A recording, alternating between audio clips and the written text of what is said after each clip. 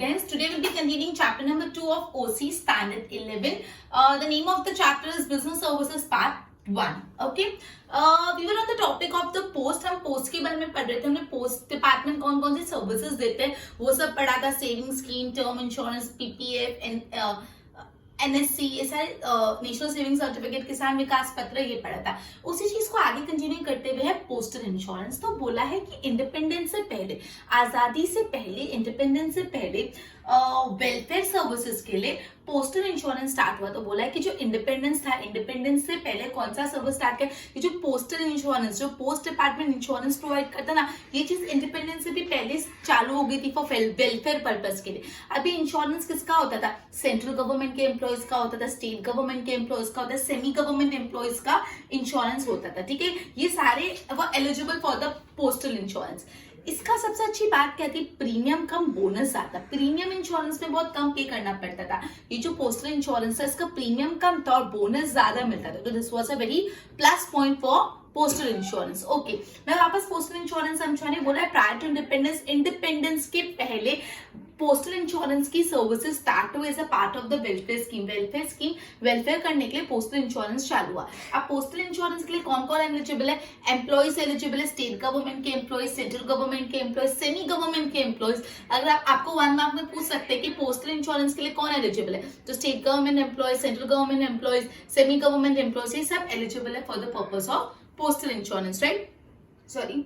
अभी postal insurance का फायदा क्या है? यहाँ पे प्रीमियम कम मिलता है, प्रीमियम कम पे करना पड़ता है और बोनस ज्यादा मिलता है. क्लियर? अब उसके बाद अपन चले MIS, मंथली इंश्योरेंस स्कीम.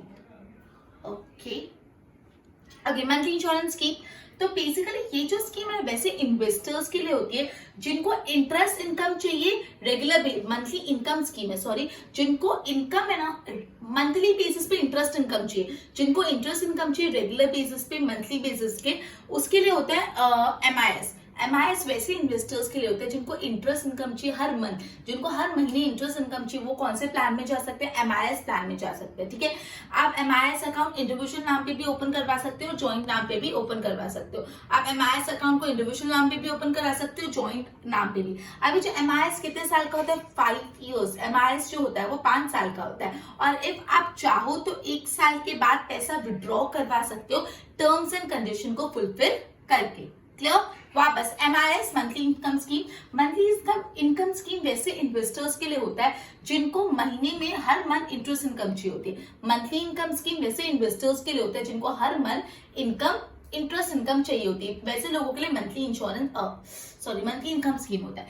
ये मंथली इनकम स्कीम इंडिविजुअल नाम पे भी ओपन करवा सकते हो, ज्वाइंट नाम पे भी. कितने साल का होता है MIS? 5 years. MIS 5 years का होता है. लेकिन आप चाहो तो 1 साल बाद पैसा विड्रॉ कर सकते हो टर्म्स और कंडीशन को फुलफिल करके. राइट, तो अपने पोस्टल इंश्योरेंस पढ़ा और MIS पढ़ा. The next one is money order. Okay, तो मनी ऑर्डर काफी इंपॉर्टेंट है. मनी ऑर्डर एक ऐसा अरेंजमेंट है जो पोस्ट ऑफिस आपको देती है एक जगह से दूसरी जगह पैसा पहुंचाने के लिए. मनी ऑर्डर नाम ही बोलता है पैसा पहुंचाना. मनी ऑर्डर एक ऐसा अरेंजमेंट है जिससे मनी ट्रांसफर हो सकता है एक जगह से दूसरी जगह. और ये सर्विसेज कौन प्रोवाइड करती है? यस, ये सर्विसेज प्रोवाइड करती है पोस्ट ऑफिस. तो बेसिकली पोस्ट ऑफिस आपको सर्विसेज प्रोवाइड करती है जिसमें मनी एक जगह से दूसरी जगह भेजा जा सकता है. ठीक है, ओके. अब पोस्ट ऑफिस फ्री फोकट में थोड़ा ना करेगी, तो क्या करेगी पोस्ट ऑफिस इसके लिए कमीशन चार्ज करेगी. पोस्ट ऑफिस क्या करेगी? इसके लिए क्या चार्ज करेगी? कमीशन. पोस्ट ऑफिस आपका पैसा एक जगह से सेंडर टू रिसीवर पहुंचाएगी और बीच में कमीशन चार्ज करेगी. ठीक है, okay. Now receiver of money sign receipt and send to the sender. मतलब पोस्ट ऑफिस ने एक जगह से दूसरी जगह रिसीवर को पैसा दिया, रिसीवर को एक रिसिप्ट साइन करने की कि हाँ मुझे पैसे मिल गए हैं, और वो जो रिसिप्ट है सेंडर को दे दी जाती है कि हाँ आपके पैसे हमने वहां तक पहुंचा दिए. ठीक है, सपोज एक इंसान को दूसरे इंसान को पैसा भिजवाना है, तो मैं बोली मैं तेरा पैसा उसको भिजवा दूंगी. प्रूफ क्या भिजवाया? तो मैं रिसीवर से एक रिसिप्ट साइन करा दूंगी कि हाँ तुझे पैसे मिल गए.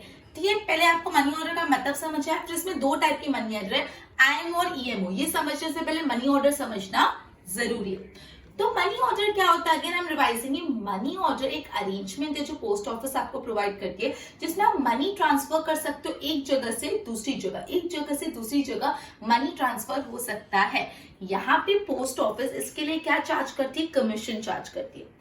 अब पोस्ट ऑफिस क्या करती है, सेंडर से रिसीवर के पास मनी पहुंचाती है और रिसीवर से एक रिसिप्ट साइन करवाती है कि हाँ मुझे पैसा मिल गया है। और ये जो रिसिप्ट किसको दे दी जाती है, सेंडर को दे दी जाती है कि हाँ तुम्हारा पैसा उसको पहुंचा दिया, उसने यहाँ पे दस्तखत साइन कर दिया that your money has been transfer to so and so person. अब मैंने आपको बताया मनी ऑर्डर दो टाइप के होते हैं, आईएमओ और EMO, instant money order and the other one is electronic money order. Instant money order, electronic money order, अब दोनों ना में काफी सिमिलैरिटीज है, तो अब थोड़ा अटेंटिव रह के सुना तो ही आप डिफरेंशिएट कर पाओगे। ओके, इंस्टेंट मनी ऑर्डर 1000 रुपए से 50,000 रुपए तक का अमाउंट भेजने के लिए काम आता है।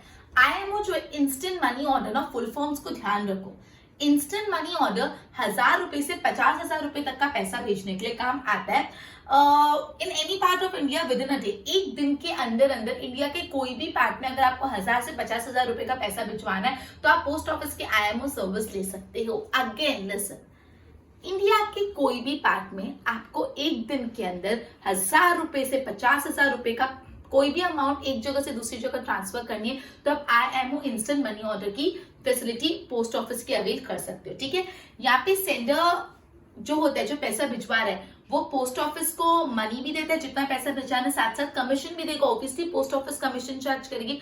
पोस्ट ऑफिस पैसा और कमीशन मिलते से एक सीक्रेट नंबर देगी, वो नंबर एक सील्ड एनवेलप में होगा। एक एनवेलप, सील्ड एनवेलप मतलब एकदम पैक्ड एनवेलप जो ओपन नहीं किया हुआ, एक सील्ड एनवेलप में एक सीक्रेट नंबर डाल के देगी पोस्ट ऑफिस। ठीक है, अब सेंडर ये जो सीक्रेट नंबर है वो किसको दे देगा, रिसीवर को दे देगा। ठीक है, अब रिसीवर अपना फोटो आईडी प्रूफ और ये सीक्रेट नंबर लेके वो डेजिग्नेटेड पोस्ट ऑफिस में जाएगा और वहां से पैसा कलेक्ट करेगा। ये पूरा प्रोसेस था आईएमओ कैसे वर्क करता है। वापस समझा रही, instant money order, instant money order में एक जगह से दूसरी जगह with in any part of the India आप 1000 रुपए से 50,000 रुपए ट्रांसफर कर सकते हो, that too within a day. एक दिन के अंदर आप 1000 रुपए से 50,000 रुपए ट्रांसफर कर सकते हो with in a day. Sender जो होता है वो पोस्ट ऑफिस के पास जाएगा, जितने भी पैसे देने हैं वो उसको देगा, साथ ही साथ क्या देगा, कमीशन भी देगा। ठीक है, तो जो भी पोस्ट ऑफिस है वो उसको एक सील्ड एनवेलप में एक सीक्रेट नंबर देगा। वो सीक्रेट नंबर किसके पास है, सिर्फ सेंडर के पास है। ये सीक्रेट नंबर सेंडर रिसीवर को बताएगा कि ये सीक्रेट नंबर अगर तू बोलेगा तो ही तेरे को पैसे मिलेंगे। रिसीवर पोस्ट ऑफिस में जाएगा और ये सीक्रेट नंबर दिखाएगा और साथ साथ में एक फोटो आईडी कार्ड लेके जाएगा। ये दोनों चीजें दी, पोस्ट ऑफिस वालों ने पैसे दे दिए। ये पूरा सिस्टम होता है इंस्टेंट मनी ऑर्डर का। अब electronic money order, electronic money order में जस्ट अ मिनट, 1 रुपए से 5,000 रुपए ट्रांसफर होते हैं। इलेक्ट्रॉनिक मनी ऑर्डर में 1 रुपए से 5,000 रुपए की अमाउंट आप ट्रांसफर कर सकते हो। जो भी सेंडर ऑफ मनी जिसको पैसा भेजना है वो या तो पर्सनली पोस्ट ऑफिस में जाएगा या तो पोस्ट ऑफिस की जो वेबसाइट होती है उधर भी जा सकता है और वहां पे या तो पोस्ट ऑफिस में जाके फॉर्म भरेगा या पोस्ट ऑफिस में नहीं जाना तो कंप्यूटर पे ऑनलाइन वेबसाइट पे फॉर्म भर दो। उसमें फॉर्म में जिसको आपको पैसा भिजवाना है उसका नाम लिखो, उसका एड्रेस लिखो, ठीक है, पिन कोड लिखो और 24 आवर्स के अंदर पैसे पहुंच जाएंगे। वो भी रिसीवर को उसके एड्रेस, मतलब रिसीवर को घर पे पैसे देने आएंगे। यहाँ पे इंस्टेंट मनी ऑर्डर में तो क्या था, रिसीवर को पोस्ट ऑफिस जाके पैसा कलेक्ट करने का। इलेक्ट्रॉनिक मनी ऑर्डर में रिसीवर को घर तक पैसा मिल जाएगा। मतलब क्या होता है, 1 रुपए से 5,000 रुपए तक के अमाउंट आप ट्रांसफर कर सकते हो विद इन 24 आवर्स।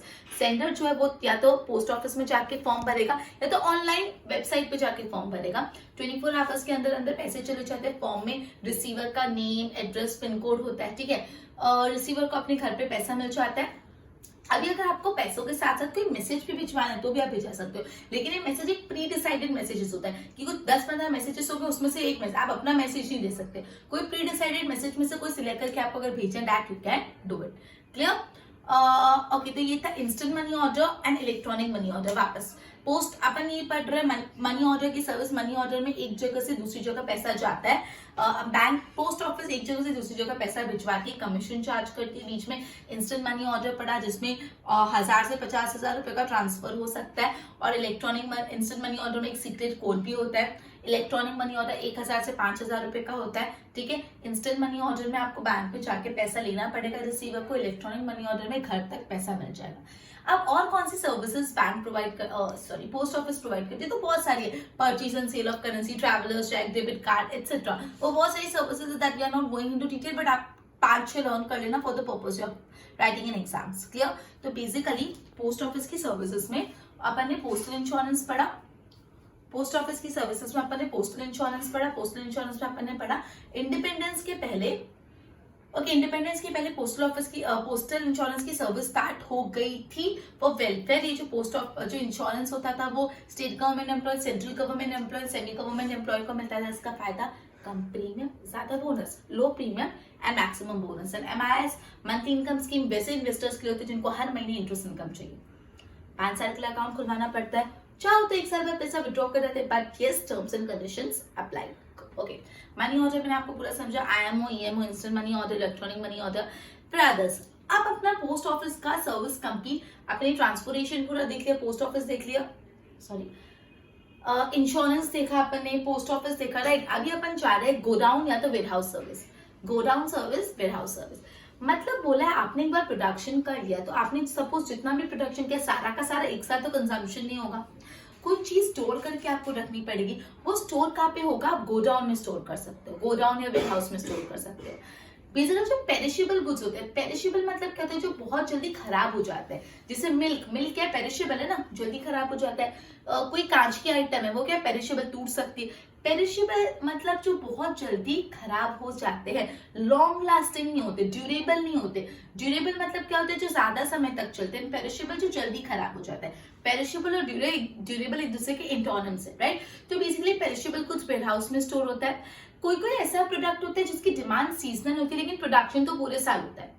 कोई कोई ऐसा प्रोडक्ट होता है जिसकी डिमांड सीजनल होती है, मतलब एक पर्टिकुलर सीजन में आप वो प्रोडक्ट की डिमांड करते हो, लेकिन आपने भले वो सीजन में डिमांड की लेकिन उसका प्रोडक्शन तो पूरे साल चलता रहता है। तो प्रोडक्शन करके पूरे साल कहीं स्टोर करना पड़ता है, वो गोडाउन में स्टोर करता है, और जब नीड पड़ी, जब डिमांड आई तब सप्लाई कर दो, ठीक है। ओके, अब ये बेसिक कंसेप्ट है गोडाउन का, वेयर हाउस का, ठीक है। अब इसका मीनिंग है गोडाउन एक सर्विस है, याद रखना वेयर हाउस या तो गोडाउन एक सर्विस है। गोडाउन की सर्विसेज दी जाती है। मैं आपको बोल कि मेरा गोडाउन है, आप उसमें अपना माल रख सकते हो, तो I am providing you godown या वेयर हाउस सर्विस। तो it is a service where product is store. Godown या वेयर हाउस एक सर्विस है जहाँ पे प्रोडक्ट स्टोर करके रखते हैं। गोडाउन या तो वेयर हाउस एक सर्विस है जहाँ पे प्रोडक्ट को स्टोर करते हैं। यहाँ पे क्वालिटी प्रिजर्व रहती है, क्वालिटी ठीक रहती है, और उसमें मिनिमम चेंजेस, मतलब ये ट्राई किया जाता है कि गोडाउन में प्रोडक्ट को रखने से क्वालिटी वैसी की वैसी रहे और चेंजेस कम से कम हो, ठीक है। गोडाउन से टाइम यूटिलिटी क्रिएट होती है। टाइम यूटिलिटी मतलब क्या? आज कोई प्रोडक्ट की डिमांड नहीं है लेकिन 2 महीने बाद कोई प्रोडक्ट की डिमांड है, तो 2 महीने तक प्रोडक्ट को रास्ते पे तो नहीं छोड़ देंगे, गोडाउन में डालोगे ना, और जब 2 महीने बाद टाइम आया तब सप्लाई करो। तो कौन सी यूटिलिटी क्रिएट हुई? Time utility. Now this one is very important for MCQ और 1 मार्क कि गोडाउन से कौन सी यूटिलिटी क्रिएट होती है? गोडाउन से टाइम यूटिलिटी क्रिएट होती है। Clear?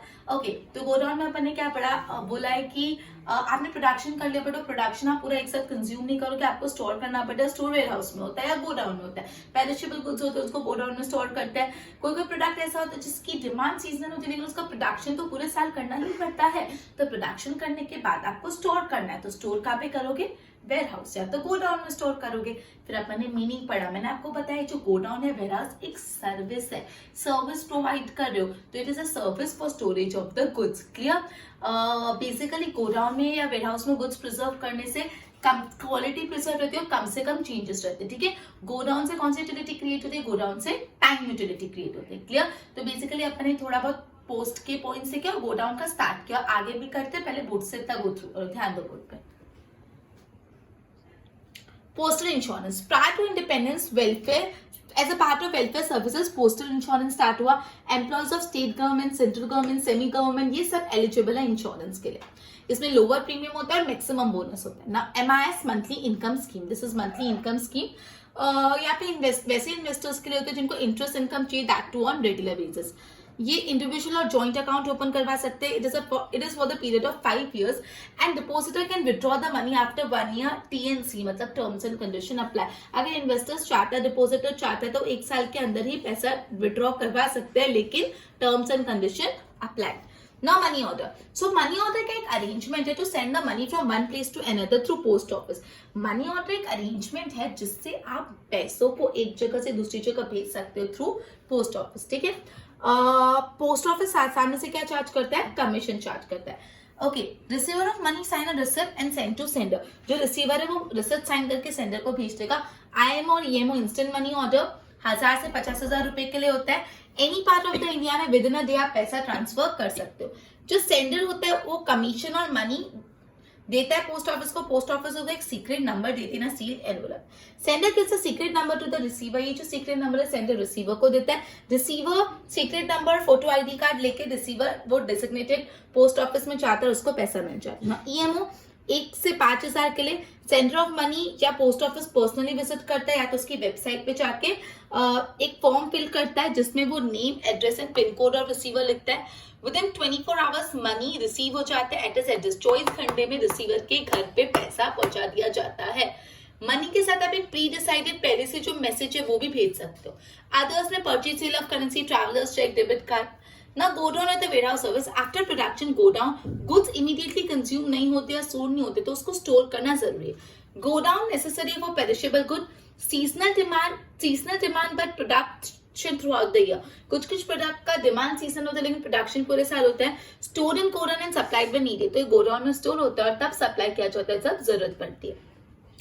Meaning of godown, it is a service. मैं पहले ही बोली गोडाउन एक सर्विस है, मैं बार बार ये बोलूँ, keep this in mind. Godown is a service where product is stored. Godown एक सर्विस है जहाँ पे प्रोडक्ट को स्टोर किया जाता है, क्वालिटी प्रिजर्व की जाती है और मिनिमम चेंजेस हो। गोडाउन से कौन सी यूटिलिटी क्रिएट होती है? गोडाउन से टाइम यूटिलिटी क्रिएट होती है। क्लियर? ओके, आई होप इतना क्लियर हुआ। एक बार इसके नोट्स बनाओ फिर अपन आगे डिस्कस करते हैं।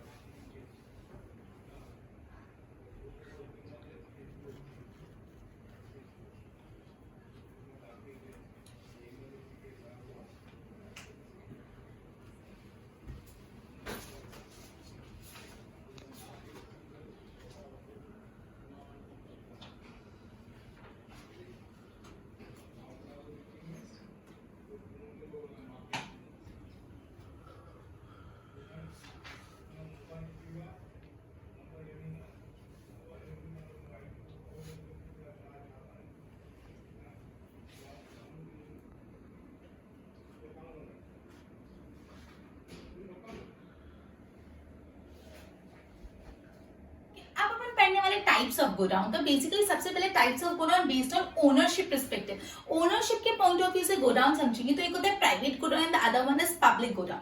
प्राइवेट गोडाउन मतलब नाम से क्या लगता है, ये गोडाउन कोई प्राइवेट इंडिविजुअल का होता है। सपोज मैं कोई बिजनेस कर रही हूँ और मैंने मेरा गोडाउन ले लिया, मैं मेरा माल गोडाउन में रखती हूँ तो मेरा प्राइवेट गोडाउन। वो सिर्फ मेरे प्रोडक्ट्स के लिए, मेरे गुड्स के लिए, ठीक है, पूरी दुनिया के लिए नहीं, सिर्फ मेरे गुड्स के लिए। तो बोला है जो भी ट्रेडर्स होते हैं या जो भी मैन्युफैक्चर होते हैं उनका खुद का गोडाउन होता है for storage of his own goods. वो खुद के गुड्स को स्टोर करने के लिए गोडाउन रखते हैं और उसको बोलते हैं अपन प्राइवेट वेयर हाउस या private godown.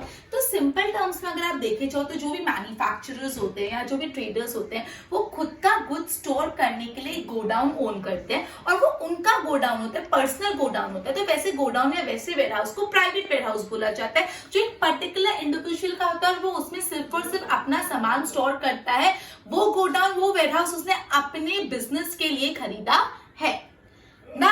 Public godown, public godown भी कोई प्राइवेट इंडिविजुअल ओन करता है तो कोई एक इंस्टीट्यूशन ओन करता है, लेकिन यहाँ पे sorry businessmen and other uses godown and they pay rent and bear other expenses. Public godown is a godown which is owned not for storing goods of own business but public use. Now जो public godown होता है ना वो godown इसलिए लिया जाता है, इसलिए ओन किया जाता है खुद के बिजनेस का गुड स्टोर करने के लिए नहीं, वो पब्लिक यूज के लिए होता है। कि सपोज मैंने क्या किया, एक गोडाउन खरीद लिया, मेरा कोई बिजनेस नहीं, मेरे को मेरा माल नहीं स्टोर करना, मैं लोगों को बोलूं जिसको भी मेरे गोडाउन में माल स्टोर करना करो और मेरे को रेंट दो। तो यहाँ पे मैंने पब्लिक यूज के लिए गोडाउन खरीदा, खुद के प्रोडक्ट को स्टोर खरीदने के लिए गोडाउन नहीं खरीदा। ठीक है, ये कोई भी प्राइवेट इंडिविजुअल ओन कर सकता है या तो इंस्टीट्यूशन ओन कर सकता है। जो बिजनेसमैन होते हैं और जो दूसरे लोग होते हैं वो गोडाउन को यूज करते हैं, मतलब जो डिफरेंट बिजनेसमैन होते हैं वो पब्लिक गोडाउन को यूज करते हैं, रेंट और जो भी दूसरा खर्चा होता है वो पे करते हैं। ठीक है, यूजुअली ये जो पब्लिक गोडाउन होते हैं ना रेलवे स्टेशन के बाजू में, पोर्ट के बाजू में, एयरपोर्ट के बाजू में, यहाँ पे होते हैं। ठीक है, तो मैं वापस समझा रही पब्लिक गोडाउन्स क्या होते हैं। पब्लिक गोडाउन खुद के बिजनेस का गुड स्टोर खरीदने के लिए नहीं ओन किया जाता, पब्लिक गोडाउन पब्लिक यूज के लिए होता है। ताकि सपोज से फॉर एग्जांपल कोई भी इंडिविजुअल या तो कोई भी इंस्टीट्यूशन एक गोडाउन ओन करता है और वो गोडाउन उसने खुद के गुड स्टोर करने के लिए नहीं ओन किया, वो पब्लिक यूज के कोई भी बिजनेसमैन या दूसरा पर्सन वो गोडाउन यूज कर सकता है, अपना माल स्टोर कर सकता है और सामने से रेंट पे करेगा। आजकल जो पब्लिक वेयर हाउस ने एक इंडिपेंडेंट प्रोफेशन ही बन गया है कि आजकल लोग ये बिजनेस करते हैं वेयर हाउसिंग का। Warehousing is became a independent profession कि सपोज मेरे पास 10 दुकानें हैं, तो मैं क्या कर रही हूँ, 10 दुकानें को वेयर हाउस बना दे रही हूँ, पब्लिक वेयर हाउस। जिसको भी चाहिए मेरे गोडाउन में, मेरे वेयर हाउस में आके गुड स्टोर करें, पे मी रेंट, तो I am earning in a sense. तो आजकल पब्लिक वेयर हाउस एक इंडिपेंडेंट प्रोफेशन बन गया है। वहां पे प्रोडक्ट का स्टोरेज होता है, मेंटेनेंस होता है, प्रोटेक्शन होता है। जो भी प्रोडक्ट होता है उसके लिए रिसिप्ट मिलती है। सपोज तुम लोग का मेरे पास बोला कि मेरा ये गुड स्टोर कर दो, मैंने कहा कर दो, और मैं रिसिप्ट दे दी कि लो इतना इतना इतना इतना माल आपने स्टोर करवाया, रिसिप्ट कर दी। अब ये रिसिप्ट ट्रांसफरेबल होती है। सपोज अगर कोई बिजनेसमैन को प्रोडक्ट का सेल करना है, लेकिन उसको क्या है, गोडाउन से मेरे यहाँ पे है, मेरे यहाँ से कहीं और जाए, डायरेक्ट गोडाउन से कहीं और चले जाए। सपोज तुम लोग बिजनेसमैन हो, तुमने मेरे गोडाउन में कुछ स्टोर करा है, अब तुमको ऑर्डर मिला वही प्रोडक्ट का, तो तुम क्या करोगे, मुझे बोलोगे कि डायरेक्ट ये जो गुड्स है ना XYZ को दे देना। तो यहाँ पे क्या हुआ, ट्रांसफरेबल, रिसिप्ट तुम्हारे नाम की थी अब उसके नाम होगी, पहले गुड्स तुम्हारे नाम पे थे अब उसके नाम पे हो गए। तो डायरेक्टली गोडाउन से बिजनेस में परचेज सेलिंग होती है। क्लियर? तो सबसे पहले अपने टाइप्स ऑफ गोडाउन पढ़ा from ownership point of view. Private godowns वो गोडाउन्स होते हैं जो एक इंडिविजुअल ओन करता है खुद के बिजनेस के प्रोडक्ट को स्टोर करने के लिए, और पब्लिक गोडाउन वो गोडाउन होते हैं जो कोई भी इंडिविजुअल या कोई भी इंस्टीट्यूशन ओन कर सकता है खुद के बिजनेस के प्रोडक्ट को स्टोर करने के लिए नहीं, बट पब्लिक यूज के लिए, मतलब उसको कोई भी यूज कर सकता है। क्लियर हुआ इतना? और यूज करने के लिए उनको रेंट और ये सब पे करना पड़ता है। उसके बाद होता है from the types of godown from the point of custom duty. तो सबसे पहला जो वेयर हाउस है वो custom duty paid warehouse है। यहाँ पे गुड्स को इंपोर्ट करके उस पे कस्टम ड्यूटी, उस पे इंपोर्ट ड्यूटी पे कर दी जाती है, बट वो कुछ इमीडिएटली ट्रांसपोर्टेशन अवेलेबल नहीं होता कि उसको कहीं और पहुंचा ले, इसलिए थोड़ी टाइम के लिए उस गुड्स को कहाँ रखा जाता है, पब्लिक गोडाउन्स में रखा जाता है। ये ठीक है, ये public godown usually ports, airports और बॉर्डर एरिया में फाइंड किए जाते हैं। वापस हम जा रहे हैं, अभी हम गोडाउन्स पढ़ रहे from the point of view of custom duty. तो पहले होता है कस्टम ड्यूटी पेड गोडाउन्स, मतलब ऐसे गोडाउन जहाँ पे गुड्स इंपोर्ट किया, इंपोर्ट करके उस पर ड्यूटी, इंपोर्ट ड्यूटी भी पे कर दी, लेकिन इमीडिएटली वो गुड्स को ट्रांसपोर्ट करने के लिए कुछ फैसिलिटीज अवेलेबल नहीं है, तो थोड़ी टाइम तक एक गोडाउन में रख लिया। वो गोडाउन में इंपोर्ट ड्यूटी पेड गोडाउन होता है, मतलब जहाँ पे वैसे गुड्स स्टोर होते हैं जहाँ पे इंपोर्ट ड्यूटी पे कर चुकी हुई होती है। अब इसका और था बॉन्डेड गोडाउन। बॉन्डेड गोडाउन में ऐसे गुड्स स्टोर होते हैं जिसपे इंपोर्ट ड्यूटी पे नहीं होती। तो यहाँ पे बोला है कि custom duty paid on import, लेकिन जिस गुड्स पे कस्टम ड्यूटी अभी तक पे नहीं की वैसे गुड्स को स्टोर किया जाता है बॉन्डेड वेयर हाउस में। ये डिफरेंस बहुत अच्छे से अपने दिमाग में घुसा लो। Custom duty paid warehouse में वैसा गुड स्टोर किया जाता है जिसपे कस्टम ड्यूटी पे कर लिए, और बॉन्डेड वेयर हाउस में वैसा गुड स्टोर किया जाता है जिसपे अभी तक कस्टम ड्यूटी पे नहीं की। ठीक है, तो बेसिकली ये जो बॉन्डेड वेयर हाउस है ports, border of a country पे लोकेटेड होते हैं। अब एक्चुअली ऐसा क्यों करते हैं कि भाई इंपोर्ट करके इंपोर्ट ड्यूटी पे नहीं कर रहे और स्टोर कर लिया। काफी लोगों को री एक्सपोर्ट करना होता है। री एक्सपोर्ट मतलब क्या, एक कंट्री से इंपोर्ट किया दूसरी कंट्री में एक्सपोर्ट किया।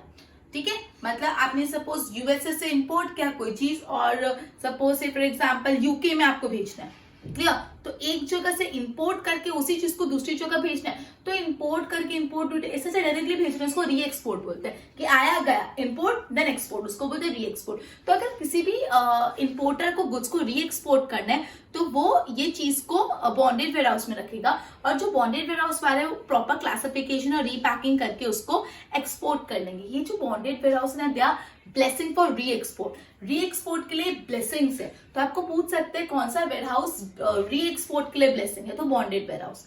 क्लियर, वापस अपन पढ़ रहे हैं warehouse from the point of view of custom duty. पहला होता है custom duty paid warehouses और दूसरा होता है bonded warehouse. Custom duty paid warehouses क्या बोलता है, गुड्स को इंपोर्ट किया उस पर इंपोर्ट ड्यूटी भी पे कर ली, लेकिन वो गुड्स को इमीडिएटली कहीं ट्रांसपोर्ट करने के लिए प्रॉपर ट्रांसपोर्टेशन फैसिलिटी अवेलेबल नहीं है, तो थोड़े टाइम के लिए उसको वेयर हाउस में स्टोर किया जाता है। वैसे गुड्स पे जिसपे इंपोर्ट ड्यूटी पे कर चुकी होती है उसको स्टोर किया जाता है। ठीक है, तो उसको import duty paid warehouse बोलते हैं। यूजुअली पोर्ट, एयरपोर्ट और बॉर्डर एरिया में होता है। बॉन्डेड वेयर हाउस वैसे गुड्स को स्टोर करने के लिए यूज होता है जिसपे इंपोर्ट ड्यूटी नहीं पे करी होती है। यूजुअली जिन इंपोर्टर को इंपोर्ट करके वापस एक्सपोर्ट करना होता है, मतलब जिसको यूजुअली री एक्सपोर्ट करना होता है, वो बॉन्डेड वेयर हाउस में अपने गुड्स स्टोर कर लेते हैं ड्यूटी पे करे बिना।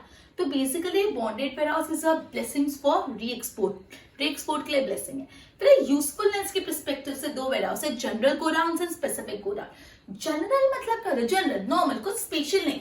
तो जनरल गोडाउन वैसे गुड्स स्टोर करने के लिए यूज करते हैं जिस गुड्स को कोई स्पेशल ट्रीटमेंट या कुछ स्पेशल मेंटेनेंस या कुछ ऐसा नहीं चाहिए होता, वो एकदम जनरल होता है। आप उसको जनरली रख दो, अलग अलग साइज के अलग अलग वेट के सारे गुड्स स्टोर कर दो, कोई तकलीफ नहीं है। तो on the base of usefulness general godowns वो गोडाउन्स होते हैं जिसमें ऐसे गुड्स स्टोर करते हैं जिसको स्पेशल ट्रीटमेंट मेंटेनेंस कुछ नहीं चाहिए होता, कोई भी साइज कोई भी शेप का डाल दो, स्टोर कर दो। अब इसका opposite specific warehouse, specific warehouses में जो गुड्स स्टोर होते हैं उसको स्पेशल ट्रीटमेंट चाहिए होता है, मेंटेनेंस चाहिए होता है। वैसे स्पेशल गोडाउन में जो प्रोडक्ट पड़े होते हैं वो बहुत सेंसिटिव नेचर के होते हैं, उनको अच्छे से स्टोर करना होता है, स्पेशल ट्रीटमेंट देना पड़ता है। जैसे ऐसे तो कौन से गुड्स है जिनको स्पेशल ट्रीटमेंट चाहिए? एक्सप्लोसिव, क्रैकल्स, कोई पॉइजनस केमिकल, या आप ऐसे ही स्टोर नहीं कर सकते, कहीं केमिकल लीक हो गया तो लोग मर जाएंगे, क्रैकल ब्लास्ट हो गया तो बॉम्ब ब्लास्ट हो जाएगा। तो ये जो क्रैकल्स, पॉइजनस केमिकल, एक्सप्लोसिव्स जो बॉम्ब्स होते हैं उन सबको स्टोर करने के लिए आपको स्पेशल ट्रीटमेंट चाहिए होता है, ठीक है। जैसे पेट्रोल के प्रोडक्ट को स्टोर करने के लिए अंडरग्राउंड टैंक होती है, जो पेट्रोल प्रोडक्ट्स होते हैं उनको स्टोर करने के लिए क्या होता है, अंडरग्राउंड में टैंक होती है, जो पेट्रोल प्रोडक्ट स्टोर करने के लिए अंडरग्राउंड टैंक होती है। फिर कोई पर्टिकुलर पॉइजनस केमिकल को स्टोर करने के लिए एक स्पेशल ब्रिक्स बनाई जाती है, या तो वेजिटेबल्स और इन सबको स्टोर करने के लिए कोल्ड स्टोरेज होता है। तो ये सब special type of warehouses है, ठीक है। तो अपन ने पढ़ा warehouses from the point of view of usefulness. तो अपन ने पढ़ा जनरल वेयर हाउस और specific warehouse. General warehouses वो वेयर हाउस होता है जिसमें गुड्स ऐसे गुड्स स्टोर किए जाते हैं जिनको कोई स्पेशल ट्रीटमेंट, मेंटेनेंस ऐसा कुछ नहीं चाहिए, वो अलग अलग वेट, अलग अलग साइज के प्रोडक्ट को स्टोर कर देते हैं। लेकिन स्पेशल वेयर हाउस वो वेयर हाउस होता है जिसमें ऐसे प्रोडक्ट स्टोर होते हैं जिनको special treatment, special maintenance, special care चाहिए।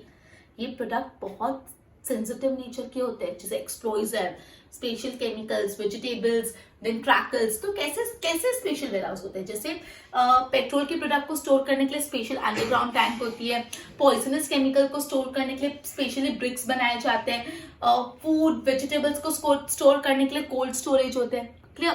तो बेसिकली अपने type of warehouses 3 point of view से पढ़े, पहला ओनरशिप, फिर कस्टम ड्यूटी और फिर usefulness. Ownership point of view से 2 वेयर हाउसेस थे, private warehouse, public warehouse. Private warehouse वो एक पर्टिकुलर इंडिविजुअल के होते हैं, वो खुद के गुड्स उसमें स्टोर करता है। पब्लिक वेयर हाउस में खुद के गुड्स स्टोर नहीं होते, वो पब्लिक यूज के लिए होते हैं, कोई भी गुड्स स्टोर कर सकता है। उसके बाद कस्टम ड्यूटी पेड, पहला कस्टम ड्यूटी पेड होता है जिसमें गुड्स इंपोर्ट करते हो उसको कस्टम ड्यूटी पे करते हो, इमीडिएटली ट्रांसपोर्टेशन फैसिलिटी नहीं अवेलेबल होती तो वहां रख देते हैं। बॉन्डेड वेयर हाउस में ऐसे कुछ स्टोर होते हैं जिन पे इंपोर्ट ड्यूटी अभी तक पे की ही नहीं गई है, इंपोर्ट ड्यूटी नहीं पे करी और फिर स्टोर होता है, ये री एक्सपोर्ट के लिए ब्लेसिंग्स है। फिर यूजफुलनेस पर्सपेक्टिव के लिए general godown, specific godown. General godown में वैसे कुछ स्टोर होते हैं जिनको कोई स्पेशल ट्रीटमेंट नहीं चाहिए, और स्पेसिफिक गोडाउन में वैसे कुछ स्टोर होते हैं जिनको एक स्पेशल ट्रीटमेंट चाहिए, स्पेशल केयर चाहिए, एक्सप्लोसिव केमिकल्स, ये सब। क्लियर? बोर्ड पे ध्यान दो।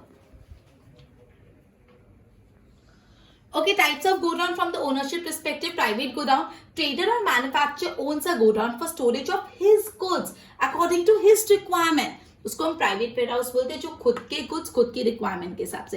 Public godown, they are godown own not for storing goods of own business. देखो, ये खुद की गुड्स स्टोर करने के लिए नहीं होती, but for public use, own by private individual और बाय इंस्टीट्यूशन, और कोई भी बिजनेसमैन या कोई दूसरा इंसान उसको यूज कर सकते हैं और सामने से they will pay rent and bear other expense. ये situated near railway station, port और एयरपोर्ट। पब्लिक वेयर हाउस आजकल एक इंडिपेंडेंट प्रोफेशन बन गया है। Product storage, product maintenance, protection, ये सब किया जाता है। सामने से रिसिप्ट मिलती है for the protected goods, receipt transferable होती है और आप गोडाउन से गुड्स का परचेज सेल कर सकते हो। Now from the perspective of custom duty, तो whose custom duty is paid, तो इंपोर्टेड गुड्स जिसपे import duty is paid but no immediate availability of transport facility. ऐसे प्रोडक्ट जिसपे इंपोर्ट ड्यूटी पे कर ली लेकिन ट्रांसपोर्ट फैसिलिटी नहीं available है टू डेस्टिनेशन, वो पब्लिक गोडाउन में स्टोर होते हैं, यूजुअली पोर्ट, एयरपोर्ट और बॉर्डर एरिया पे होते हैं। बॉन्डेड गोडाउन जिसपे custom duty, goods on which custom duty is not paid, वो वहाँ पे स्टोर होते हैं। बॉन्डेड वेयर हाउस में यूजुअली पोर्ट, बॉर्डर एरिया में सिचुएटेड होते हैं। If you want to reexport, तो गोडाउन री एक्सपोर्ट के लिए क्लासिफिकेशन और रीपैकेजिंग की भी फैसिलिटीज देती है। सच गोडाउन्स के blessings for reexport. Now this is important, कौन से गोडाउन री एक्सपोर्ट्स के लिए ब्लेसिंग्स है? Bonded godowns. उसके बाद from useful and general godown, no special care या स्पेशल ट्रीटमेंट नहीं चाहिए होता है। Such goods are stored in godown, general godown. General specific godown, special care, treatment, maintenance चाहिए, एक्सप्लोसिव, क्रैकल्स, पॉइजनस केमिकल, जैसे underground tank petrol product ले, special BRICS for poisonous chemical, cold storage for different type of vegetables. Clear? Okay, तो this was types of godown from different point of view. अपन ने godown का topic complete कर लिया, post का topic complete किया। Next topic अपन next lecture में पढ़ेंगे। एक बार इसके नोट्स बना लो। Good bye.